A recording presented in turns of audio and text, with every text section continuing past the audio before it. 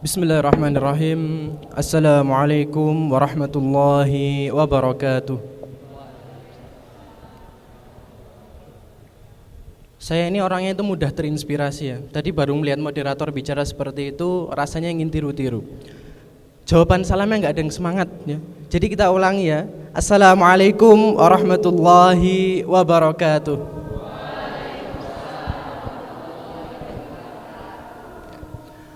Alhamdulillah nahmaduhu wa huwal mustahiqqu lil hamdi wath thana'i nasta'inu bihi fi sarra'i wad dharra'i wa nastaghfiruhu wa nastahdihi lima yuqarribuna ilayhi wa nu'minu bihi wa natawakkalu alayhi fi jami'i halatina wa nusalli wa nusallimu ala afdali mab'utsin lil alamin nabiyyuna wa sayyiduna wa qa'iduna wa qurrati a'yunina Muhammad ibn Abdullah sallallahu alaihi wasallam wa ala alihi wa ashabihi wa man sara ala darbihi ila yaumiddin amma ba'du.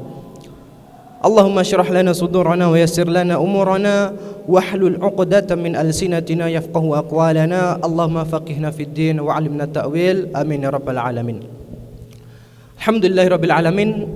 Segala puji hanya milik Allah Subhanahu wa taala yang atas limpahan karunia, atas limpahan rahmat dan juga berbagai macam curahan nikmat yang Allah berikan, itu semua merupakan satu hal yang besar bagi kita semua, yaitu orang-orang yang beriman.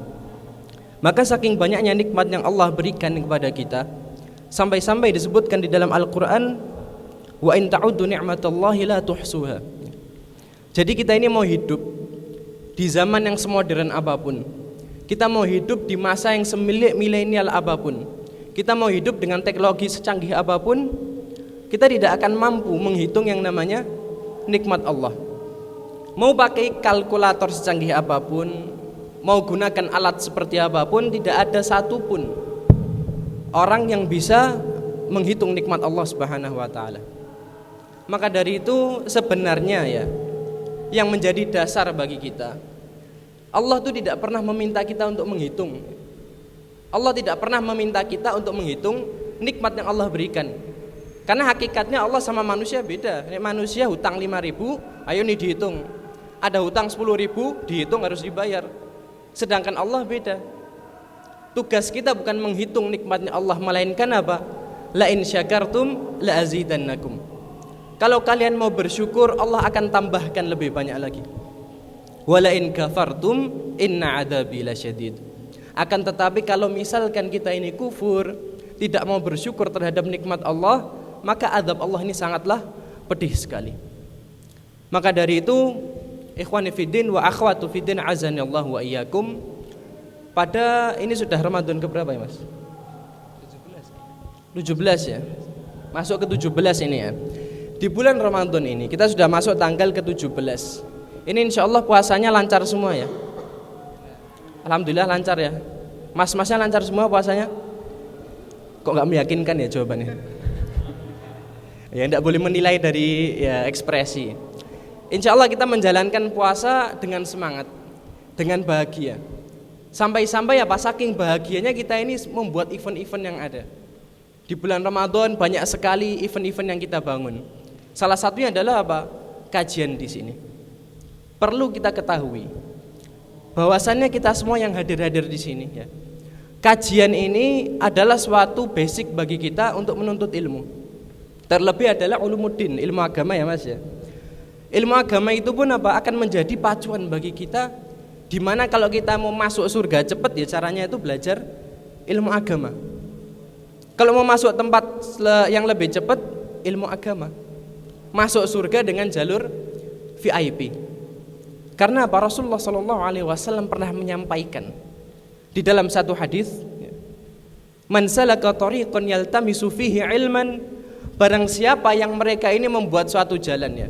Misalkan jenengan ini Mas, buat satu jalan, menempuh satu perjalanan yang di dalamnya itu diniatkan menuntut ilmu. Kalau sudah ada niat seperti itu, sahalallahu lahu tariqan ilal jannah.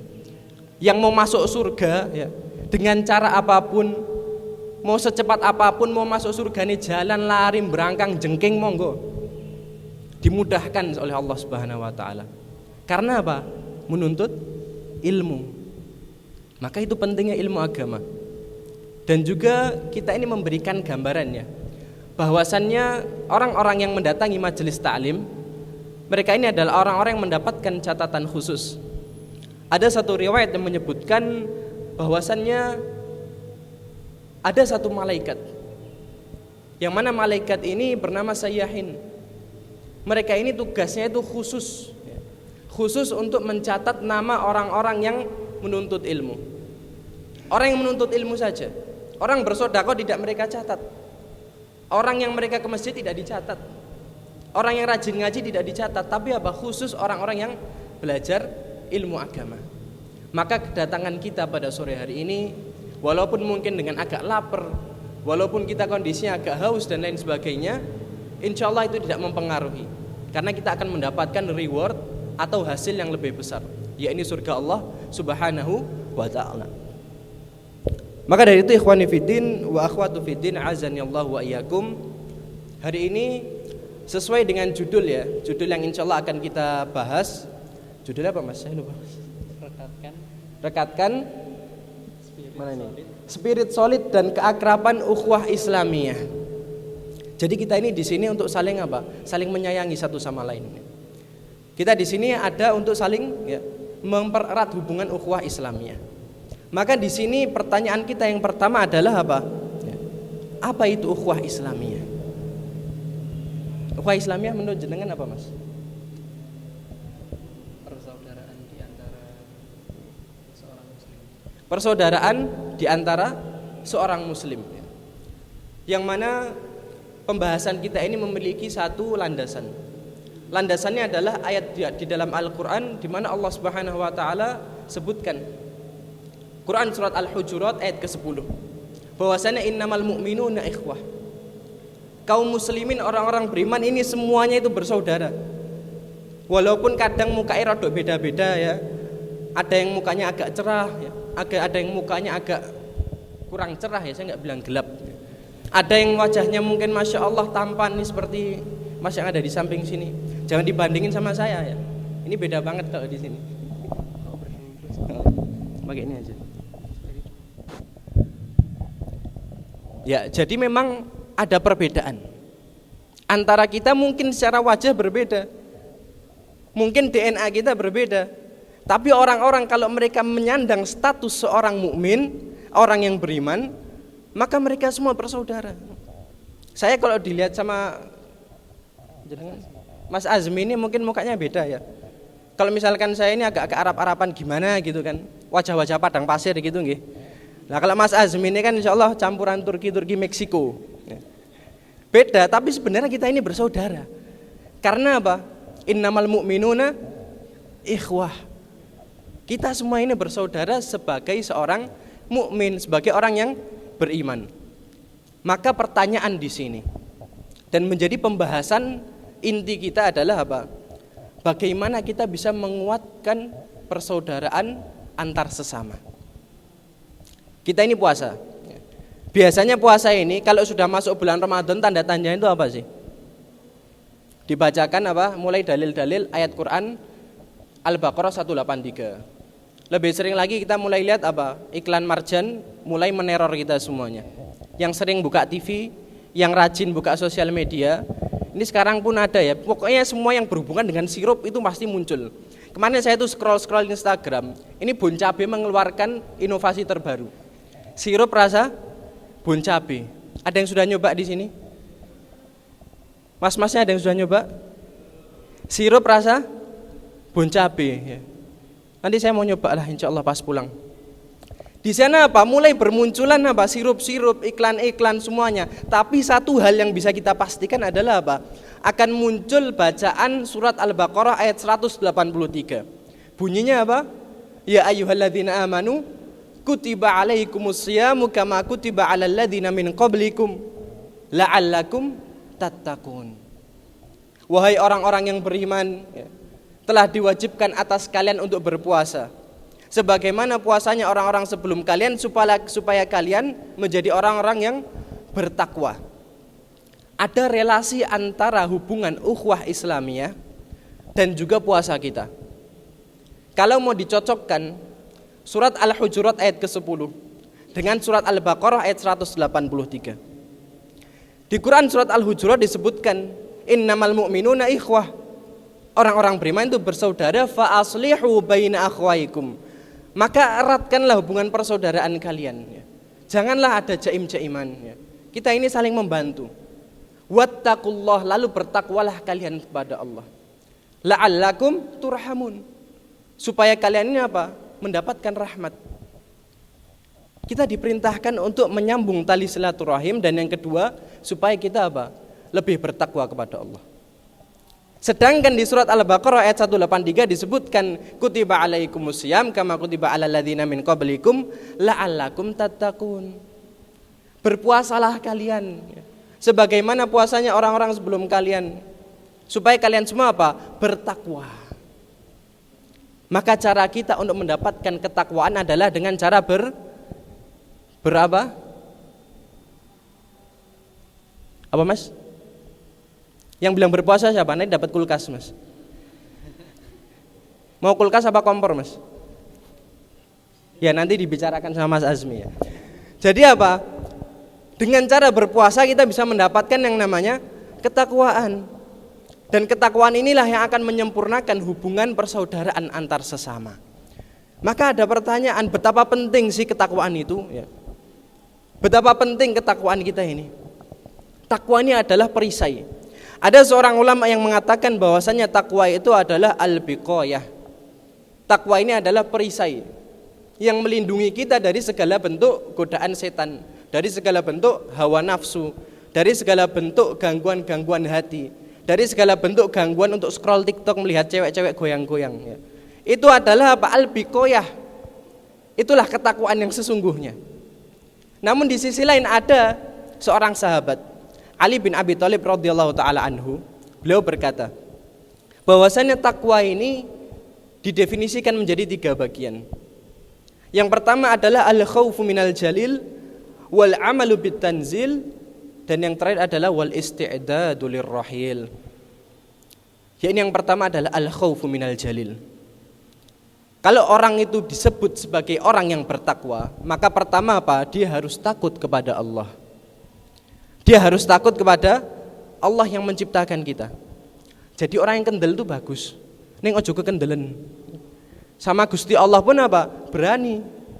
Kadang-kadang kita bermaksiat di depan manusia kita malu, tapi kita bermaksiat di depan Allah rasanya apa? Alah biarin gitu aja.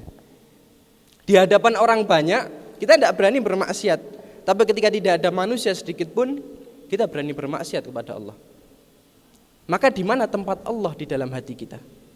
Apakah hanya ya kita tahu Allah adalah Tuhan kita tanpa mengamalkan hak-hak yang Allah miliki kepada kita? Tugas pertama adalah apa? Takut kepada Allah. Dah itu aja. Punya nyali itu bagus, tapi jangan terlalu besar nyalinya. Jangan sampai kita menantang Allah Subhanahu wa taala. Dan yang kedua, wal amalu bitanzil, mengamalkan apa yang ada di dalam Al-Qur'an. Apa yang di dalam Al-Qur'an kita amalkan ya. Jangan kebanyakan tanya. Kita ini kan misalkan kita kan kuliah ya. Mahasiswi itu kan dituntut untuk berpikir kritis. Banyak tanya dan lain sebagainya. Neng ini Al-Qur'an ini jangan ditanyakan lagi. Al-Qur'an itu perintahnya jelas, segala sesuatunya jelas. Dzalikal kitabula raiba fi. Kitab yang tidak ada keraguan sedikit pun di dalamnya. Maka dari itu apa? Jalankan apa yang ada di dalam Al-Qur'an. Dan itu akan menjadi poin di mana ketakwaan kita akan dihargai oleh Allah. Baru yang ketiga adalah wal isti'dadu lirrahil. Dan juga orang-orang yang mempersiapkan datangnya hari kiamat. Hari kiamat ini ada enggak yang tahu kapan datangnya? Kalau ada yang tahu kapan datangnya ya, saya acungi 4 jempol di sini. Hari kiamat. Malaikat Jibril itu kalau tanya kepada Rasulullah, yas'alunaka 'anis sa'ati ayyana mursaha. Kapan kiamat ini akan datang? Qul innama 'ilmuha 'inda rabbi. Yang tahu cuman Allah. Bahkan Rasulullah ditanya masalah kiamat datangnya kapan, enggak tahu. Malaikat Jibril tanya bilang apa? Mal mas'ulu anha bi'a'lama minas sa'il. Malaikat Jibril tanya kepada Rasulullah. Tanya kepada Rasulullah, kiamat itu kapan, Mas? Kapan? Enggak tahu. Ada yang tahu kiamat kapan datangnya? Enggak ada yang tahu kiamat datangnya kapan. Ada yang tahu kita ini kematian datangnya kapan? Atau mungkin sudah dijadwalkan? Tidak ada yang tahu kematian itu datangnya kapan. Tidak ada yang tahu kiamat datangnya kapan.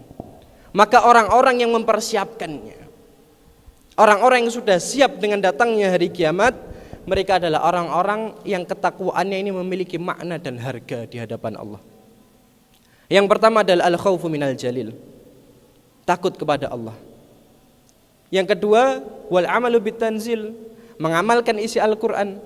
Dan yang ketiga, wal isti'dadu lirrahil, mempersiapkan diri tentang apa yang akan datang pada hari kiamat nanti. Itulah ketakwaan. Dan apa harga dari ketakwaan ini? Apa yang kita dapatkan kalau kita ini sudah bertakwa? Apakah kita mendapatkan keistimewaan di dunia? Apakah orang-orang akan menyanjung kita sebagai orang yang bertakwa? Apakah kita akan dihormati? Ketakwaan itu adalah harga di langit. Ketakwaan itu adalah harga di dalam agama kita. Mungkin orang-orang gak peduli ya. Zaman sekarang ini ya, zaman sekarang pemuka agama itu sudah banyak yang apa? Ya dilihat tuh dipandang remeh. Kalau zaman dahulu gak ada yang berani. Maka kita lihat betapa banyak para ustadz, para ulama yang mereka mendapatkan apa? Perkataan kurang enak ya. Yang mendapatkan hinaan-hinaan, yang mendapatkan cercaan. Banyak sekali di antara mereka. Dan itulah tanda-tanda ya, datangnya hari kiamat. Hari kiamat ini kalau sudah mau datang, kita lihat para ulama ini sudah mulai direndahkan. Selain direndahkan, para ulama pun juga mulai banyak yang bepergian. Kita lihat berapa banyak ulama tahun kemarin ya.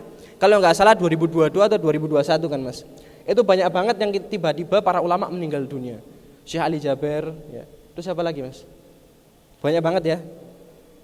Ustadz kemarin itu ada Ustadz Mu'inuddinillah. Banyak sekali di antara mereka yang tiba-tiba ya, kabarnya sudah meninggal dunia. Tahu enggak? Ada satu rahasia di sini. Rahasia itu biasanya disampaikannya cuma kepada ya, 4 mata, tapi ini adalah rahasia yang harus kita sampaikan. Rahasia yang dengan ini kalau kita sudah tahu, insya Allah hati kita lebih terbuka untuk beramal.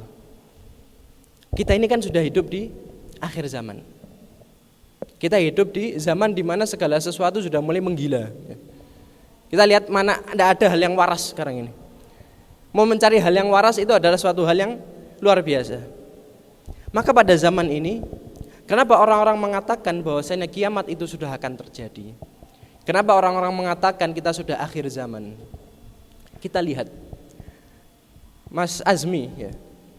Jenengan kalau suatu saat nanti menikah ya, berumah tangga misalkan ya, siapa tahu salah satu dari sini kan comot satu gitu kan. Ada yang mau sama Mas Azmi ya? Mau semua kayaknya. Tapi yang laki-laki jangan ya. Ya, ini untuk yang perempuan. Mas Azmi tiba-tiba suatu saat nanti beliau mau menikah. Ketika beliau menikah membawa istrinya, katakan Siti, ada yang namanya Siti di sini? Enggak ada ya. Saya tuh takutnya kalau membuat perumpamaan biasanya ada orang yang tersindir. Pas kajian tuh diem, nanti di belakang baru Tat nama saya Siti loh Tat. Tat nama saya siapa loh Tat gitu. Kita umpamakan Mas Azmi menikah dengan Mbak Siti. Ketika sudah menikah, Mas Azmi memutuskan untuk membeli satu rumah. Maka rumah tadi ini adalah rumah yang dijual oleh orang lain. Katakan saya menjual rumah ini untuk Mas Azmi. Ketika saya sudah menjual rumah tersebut, maka otomatis barang-barang saya itu kira-kira saya tinggalkan atau saya keluarkan? Ditinggal atau dikeluarkan mas? Tinggal buat saya nggak apa-apa. Ya jangan mas. Barang-barangnya berarti saya keluarkan semuanya. Barang-barang berharga ya, yang misalkan perabotan rumah tangga saya. Terus barang-barang yang memiliki value lah saya keluarkan semua. Istri saya juga saya keluarkan lah, jangan dipek gitu loh. Semuanya apa? Dikeluarkan satu persatu. Itu barang-barang berharga saya. Maka pertanyaannya adalah satu, kenapa saya mengeluarkan semua itu? Karena rumah ini ya, akan diambil oleh orang lain. Rumah ini akan diambil oleh Mas Azmi. Bisa jadi pula Mas Azmi ingin membangun ulang rumah ini. Katakan dia ingin membangun ini rumah tadi, saya katakan rumah gubuk lah rumah saya gitu. Terus sama Mas Asmo dibuat rumah tingkat lantai 3 ya, yang minimalis gitu kan, estetik gitu. Maka ketika beliau mau membangun rumah tadi, otomatis gubuk saya itu akan dirobohkan. Dan ketika gubuk saya mau dirobohkan, saya akan keluarkan barang-barang berharganya. Maka ketika dunia ini hendak berakhir, ketika dunia, rumah yang kita tempati ini akan berakhir, ketika Allah akan hancurkan dunia ini dengan datangnya hari kiamat, kita lihat berapa banyak para ulama yang meninggal dunia. Ketika Allah hendak menghancurkan satu tempat, maka Allah akan ambil semua barang-barang berharganya. Ketika Allah hendak menghancurkan satu hal, Allah akan ambil segala sesuatu yang berharga dari dalamnya. Para ulama yang mereka ini adalah kekasih-kekasih Allah. Para ulama mereka semua Allah ambil. Karena apa? Dunia ini akan dihancurkan. Maka harus kita persiapkan. Kita harus memiliki bekal. Dan bekal yang terbaik surat Al-Baqarah 197, wa tazawwadu fa inna khairaz zadi taqwa. Berbekallah kalian. Maka sebaik-baik bekal itu adalah takwa kepada Allah. Bekal terbaik itu bukan makanan yang kita bawa, bukan uang yang kita simpan, tapi takwa sudah. Dan apa hubungannya ini dari tadi bahasnya kok takwa ulama ini di ukhuwah Islamiyah ini di gitu kan. Kenapa takwa ini? Maka sini saya jelaskan. Kita berikan kesimpulan di sini. Surat Az-Zukhruf ayat 67. Allah Subhanahu wa taala sampaikan al-akhillau yauma idzin ba'duhum bi ba'din aduwwun illal muttaqin. Sesungguhnya segala bentuk persaudaraan, segala bentuk pertemanan, segala bentuk hubungan kelak di akhirat akan menjadi permusuhan. Semuanya akan menjadi permusuhan. Yang dulunya berteman akrab, karib, kelak akan menjadi musuh. Yang dulunya keluarga akan menjadi musuh. Namun kata Allah apa? Illal muttaqin. Kecuali orang-orang yang bertakwa. Orang-orang bertakwa kelak di akhirat mereka tidak memiliki musuh. Karena ketakwaannya adalah bikoyah. Dia yang menjadi perisai bagi hatinya. Kelak di akhirat orang-orang yang bersaudara adalah orang-orang yang bertakwa. Maka tugas kita adalah apa? Membangun persaudaraan dari dunia sampai akhirat nanti. Jangan sampai persaudaraan kita hanya di dunia ya. Makan bareng, jajan bareng, jalan-jalan bareng, tapi di akhirat kelak kita menjadi musuh. Na'udzubillahi min dzalik. Maka kita bangun dari sekarang. Kalau kita mau merekatkan ukhuwah Islamiyah, kita mau benar-benar menjadi seorang saudara, kita benar-benar ingin memiliki hubungan satu sama lain, takwa itu yang nomor satu. Dengan ketakwaan ini hubungan kita akan langgeng sampai di akhirat nanti. Hubungan kita akan benar-benar erat sampai di akhirat nanti ya. Insya Allah sebagaimana hubungannya Mas Asmi dengan Mbak Siti tadi, langgeng sampai di akhirat nanti.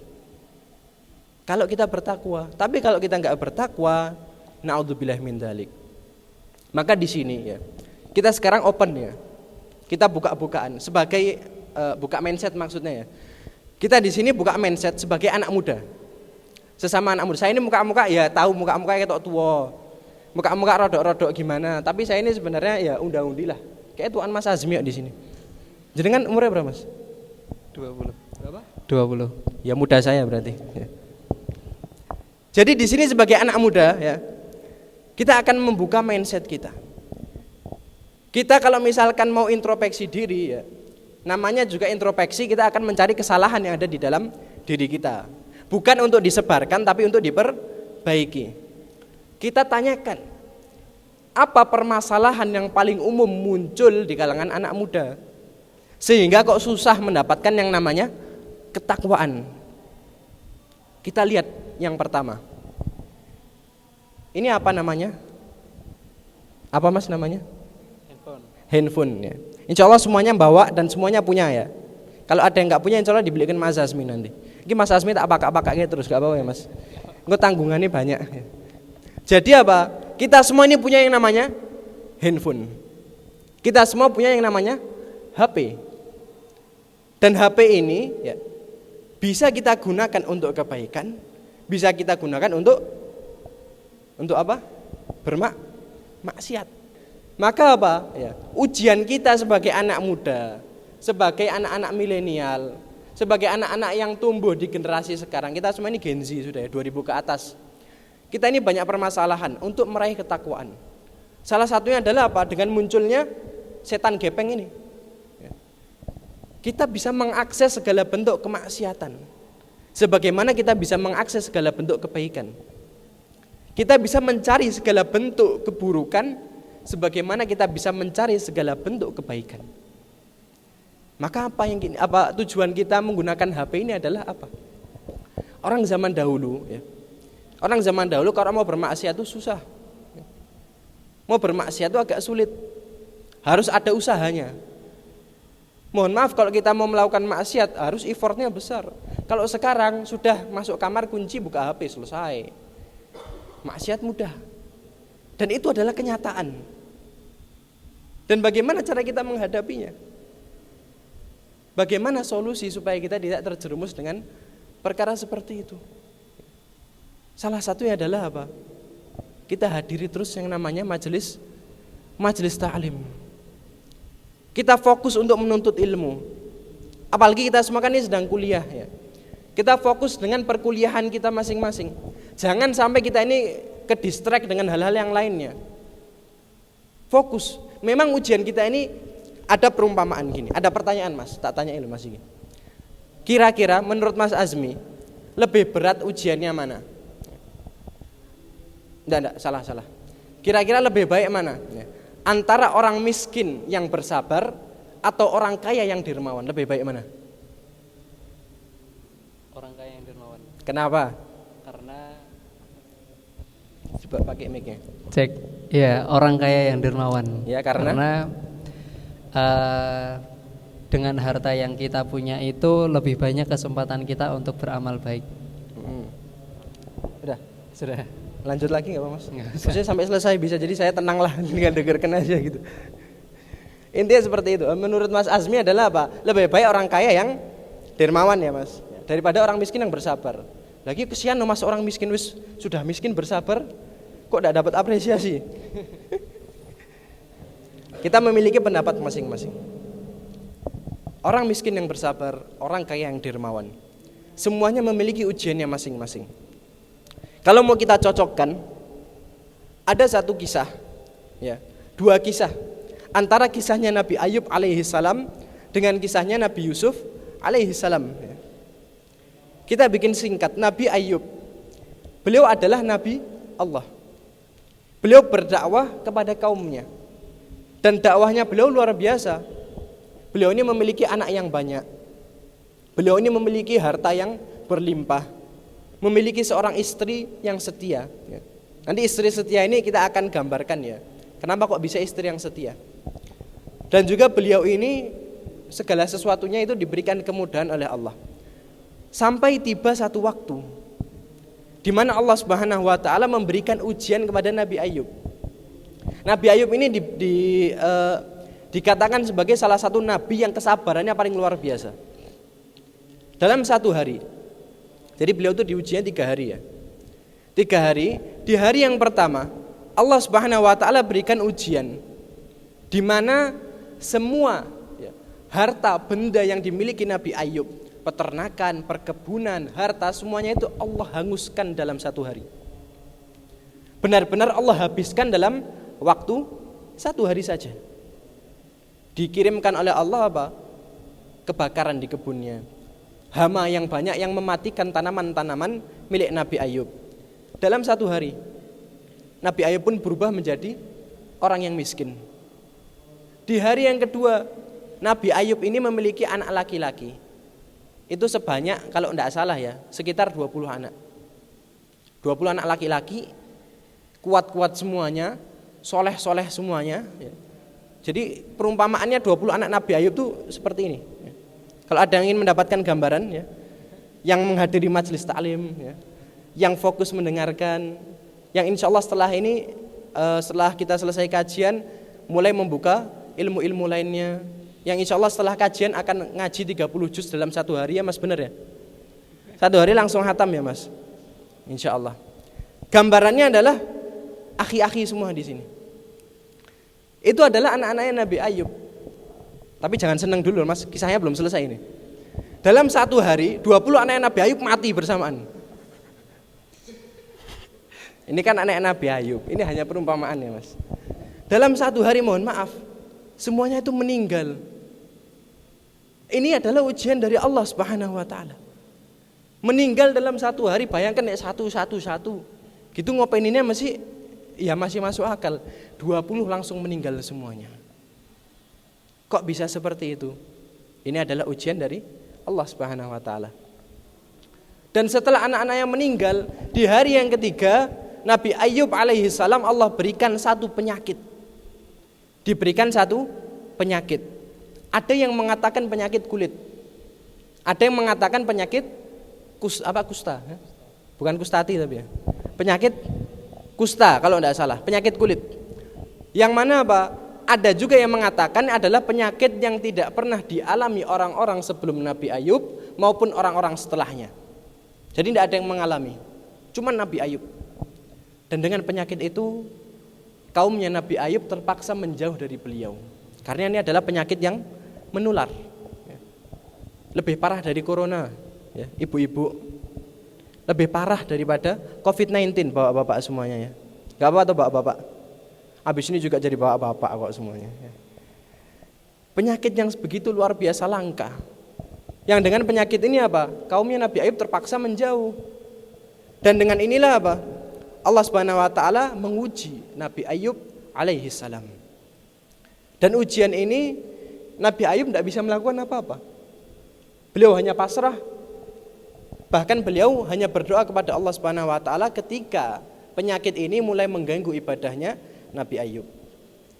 Dalam momen tersebut istri dari Nabi Ayub, nah ini kenapa kok disebut istri yang setia ya Mas? Ketika orang-orang semuanya pada meninggalkan Nabi Ayub, maka istrinya beliau ini tetap berada di sampingnya. Tetap diurus Nabi Ayub, diobati, dibantu sampai pulih kembali. Maka suatu ketika sang istri berkata, "Wahai Ayub, kamu ini kan Nabi Allah. Kamu ini kan utusan Allah. Kamu doa sekali, Allah pasti kabulkan. Kenapa kamu gak mau berdoa gitu loh?" Maka Nabi Ayub berkata bahwasannya apa? Saya ini selama ini diberikan kenikmatan puluhan tahun. Allah baru berikan ujian selama 3 hari. Allah baru berikan ujian dalam waktu yang singkat. Maksud saya sudah minta lagi, malu loh, katanya kayak gitu. Nah kita kalau doa malam-malam mus mintae wokeh, subuhannya engko telat, kita akan memberikan yang terbaik selalu. Nabi Ayub tidak mau. Sampai akhirnya Nabi Ayub pun apa? Ketika sudah mengganggu ibadahnya, beliau pun berdoa. Dan doanya Nabi Ayub itu singkat, padat, jelas. Rabbi anni masaniyaddur wa anta arhamur rahimin. Doanya hanya sebatas itu. Enggak dibuat proposal panjang itu enggak. Ya Allah, aku telah mendapatkan ujian. Aku telah mendapatkan rasa sakit. Wa anta arhamur rahimin. Dan engkau adalah yang paling maha pengasih, maha penyayang. Yang kalau yang maha pengasih, penyayang tidak memberikan kesembuhan, siapa lagi ya Allah? Maka setelah itu Allah Subhanahu wa taala berikan kesembuhan bagi Nabi Ayub.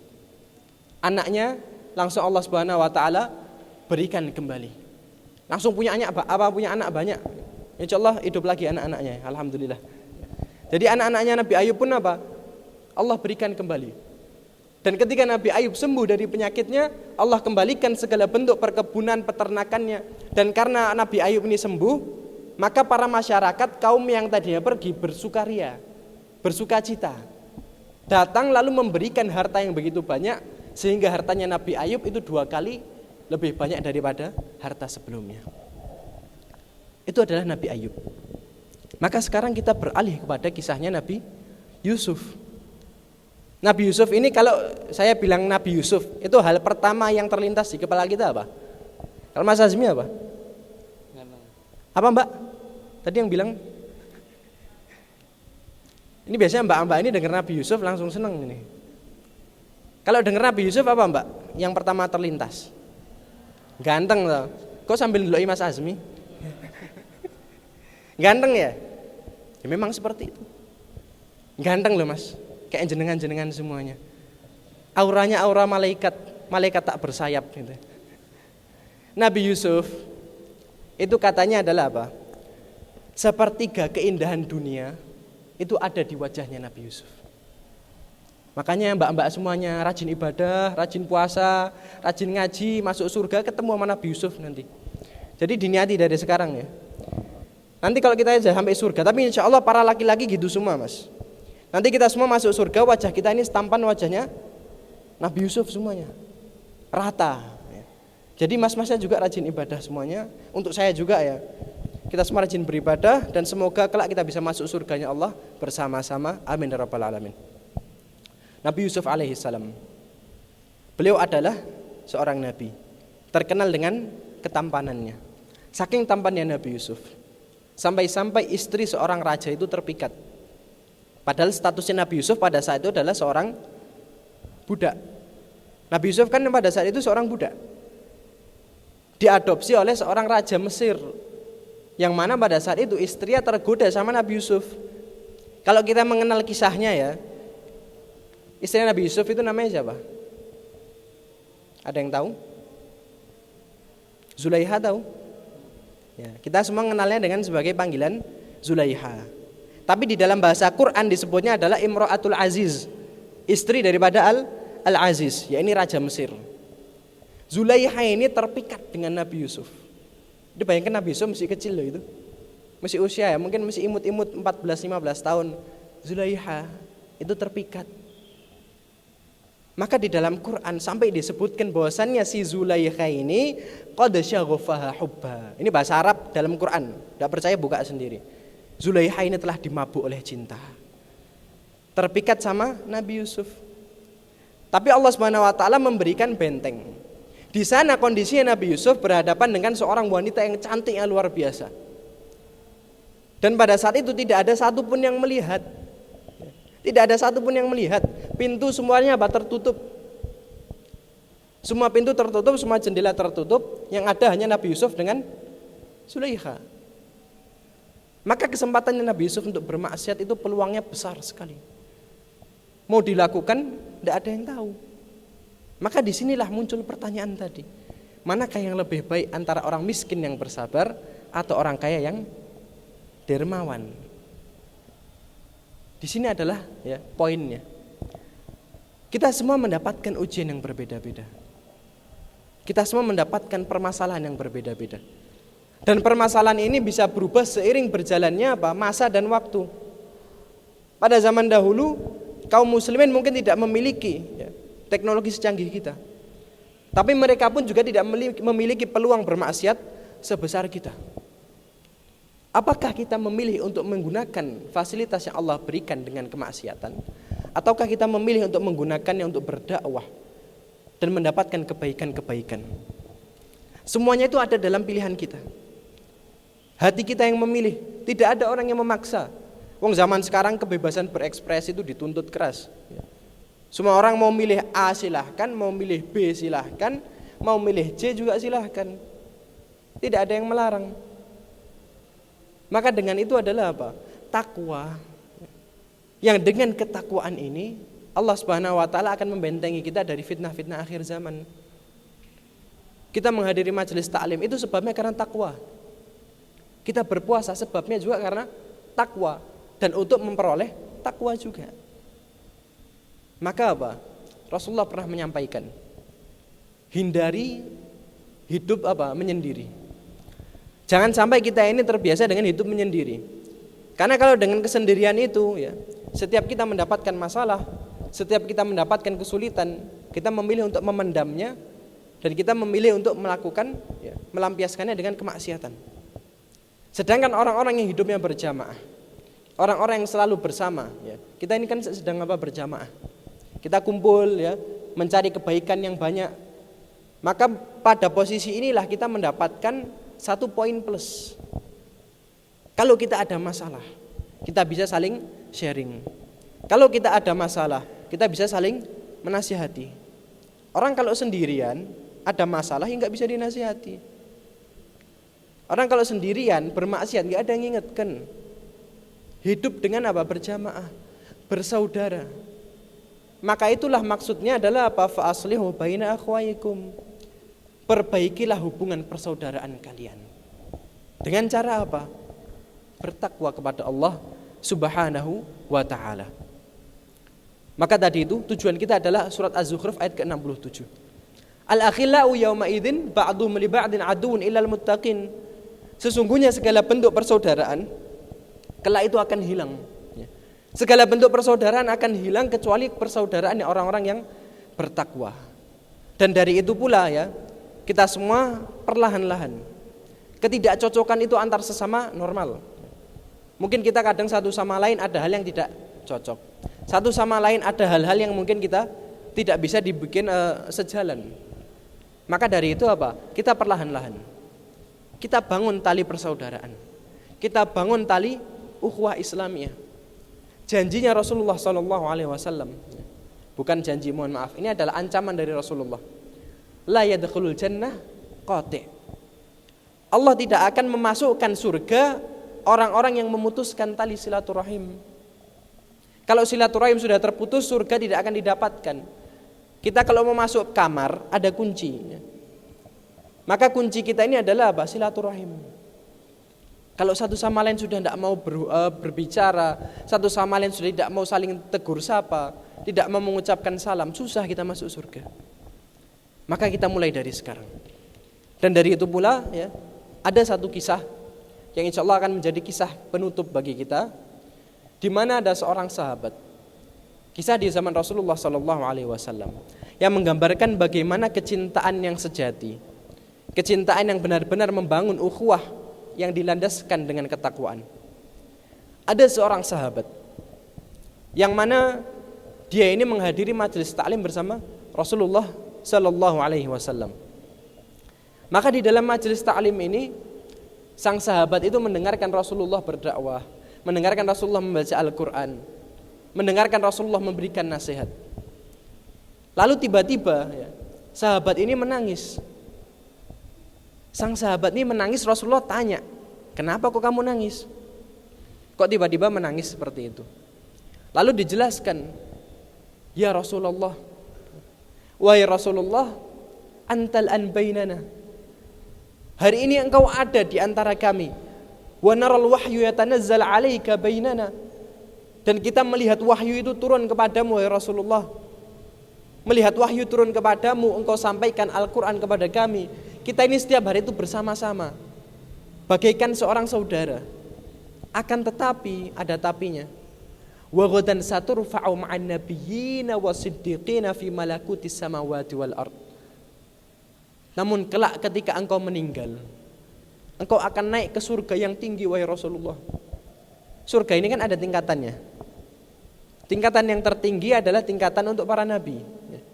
Jadi kalau kita masuk surga, punya cita-cita yang tinggi, masuk surga yang tinggi nggak apa-apa. Tapi mohon maaf, kita tidak bisa masuk surga yang para nabi, karena kita bukan nabi. Di bawahnya derajat para nabi ada derajat siddiqin, orang-orang yang membenarkan Rasulullah dikala orang-orang banyak yang mendustakan. Di bawahnya lagi ada asyuhada, ada para orang-orang yang meninggal dalam kondisi syahid. Lalu yang terakhir ada as-salihin, ya ini derajatnya orang-orang yang soleh. Di bawahnya lagi, ya ini sebenarnya bukan derajat surga ya. Ada yang namanya ausal muslimin, ya ini perbatasan antara surga dan neraka. Dan ini diperuntukkan bagi orang-orang yang ya kadang bermaksiat, ya kadang beribadah, kadang rajin ibadah, ya kadang enggak ya, atau lebih condong kepada kemaksiatan. Itu adalah ausal muslimin. Maka belum diketahui posisi surganya di mana. Rasulullah SAW surganya ada di tempat paling tinggi, ya ini surganya para nabi. Maka sahabat tadi dia bilang, saturfa'u ma'an nabiyyin. Engkau kelak akan berkumpul dengan para nabi wahai Rasulullah. Sedangkan kita tidak bisa melihatmu. Ya katakan kita bisa masuk surga, tapi surga kita ini ya surga apa gitu loh. Surga kita ini tidak mencapai surgamu ya Rasulullah. Dan para ulama mengartikan perkataan sahabat ini adalah apa? Jannah ya. Killal jannah ma tatibu illa biru'yatih. Bahkan surga ya. Surga itu hilang segala bentuk keindahannya kalau kita tidak bertemu dengan Rasulullah SAW. Maka Rasulullah mendengar alasan sang sahabat tadi ini, beliau diam, gak bisa jawab. Sampai setelah berapa hari kemudian Rasulullah SAW pun bergembira. Rasulullah tersenyum dan mengatakan, basyiru, berbahagialah kalian semua. Karena apa? Nazalatil ayah, telah turun satu ayat, yang mana itu adalah surat Quran, surat An-Nisa ayat ke-69. Bunyinya, wa may yuti'illaha war rasula fa ulaika ma'al ladzina an'ama Allahu 'alaihim minan nabiyyin wasiddiqin wasyuhada wassalihin wa hasuna ulaika rafiqa. Barang siapa yang taat kepada Allah, taat kepada Rasulnya, maka mereka kelak akan diangkat bersama dengan para nabi. Hidup kita nanti di surga bisa ketemu para nabi. Yang kita temui sudah bukan artis lagi. Yang kita ajak foto nanti bukan lagi selebriti. Tapi apa? Nabi. Ya, tapi jangan diajak foto juga ya. Kita fokus apa? Kita ketemu para nabi. Dan itu adalah apa? Bentuk di mana Allah telah meng-ACC. Silahkan gitu. Para nabi, para siddiqin, syuhada, sholihin. Dan kalimat terakhirnya adalah apa? Wa hasuna ulaika rafiqa. Dan mereka itulah sebaik-baik pendamping, sebaik-baik teman dan sahabat. Bahasa Arab itu nggih, bapak-bapak, bapak-bapak, ibu-ibu semuanya ya. Bahasa Arab itu memiliki tingkatan. Di mana apa? Setiap kata itu biasanya punya tingkatan masing-masing. Sedangkan ada yang namanya kalimat ya, sohib. Sohib itu artinya kan teman ya mas. Sohib itu artinya teman. Sohabah artinya juga ya teman juga sama. Ada juga yang namanya apa? Zumala, teman-teman juga. Tapi ada juga yang namanya rafiq. Dan rafiq ini adalah teman, tapi kalau dalam bahasa Arab ini adalah teman yang memiliki tempat tertinggi. Jadi benar-benar teman dekat lah, sahabat gitu. Kalau kita biasanya sebutnya apa? Bestie ya mas. Nah, jadi rafiq ini ibaratkan bestie. Maka wa hasuna ulaika rafiqa. Mereka itulah sebaik-baik bestie. Siapa? Para nabi, para siddiqin, para syuhada, para sholihin. Dan bagaimana kita bisa mendapatkan tempat bersama mereka? Yang mana ini adalah goal ya, bagi kita adalah goal. Tujuan akhir daripada ukhuwah Islamiyah. Di mana kita ditempatkan bersama orang-orang bertakwa di dunia maupun di akhirat. Caranya dengan cara apa? Wa may yuti'illaha war rasulah. Barang siapa yang mereka taat kepada Allah dan juga taat kepada Rasulnya, mereka akan mendapatkan tempat terbaik di surga nanti. Mereka semua akan mendapatkan tempat terbaik di akhirat nanti.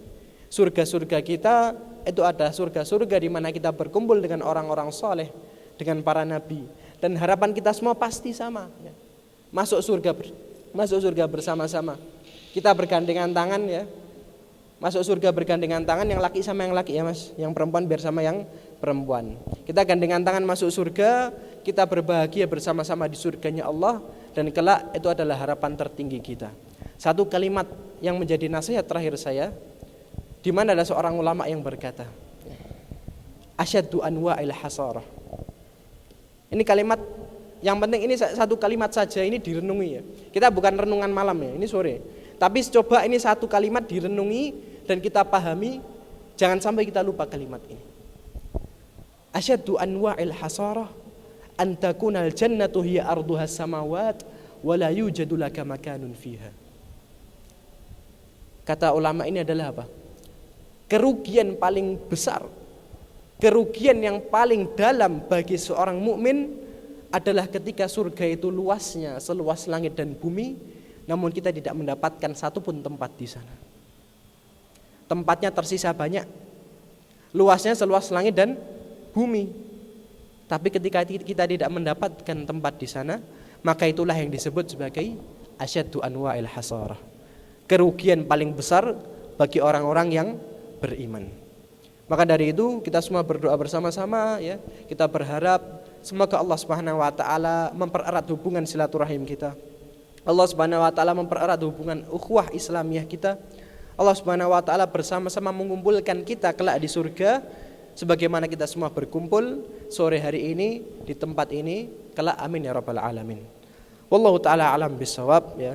Mungkin sampai di sini saja yang bisa saya sampaikan. Ya ceramah itu sebenarnya enggak usah panjang-panjang ya Mas ya.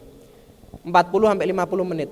Saya sendiri kalau dengerin ceramah lebih dari 1 jam, wis buka HP terus ngono ki. Jadi insyaallah kita sebagai saling memahami anak muda, insyaallah apa yang saya sampaikan semoga bermanfaat, semoga bisa menjadi bekal bagi kita semuanya, dan harapan kita kelak akan menjadi salah satu alasan Allah Subhanahu wa taala masukkan kita ke dalam surganya nanti. Amin ya rabbal alamin. Mungkin itu saja dari saya, kurang lebih yang mohon dimaafkan. Saya kembalikan acara kepada moderator yang ganteng ini.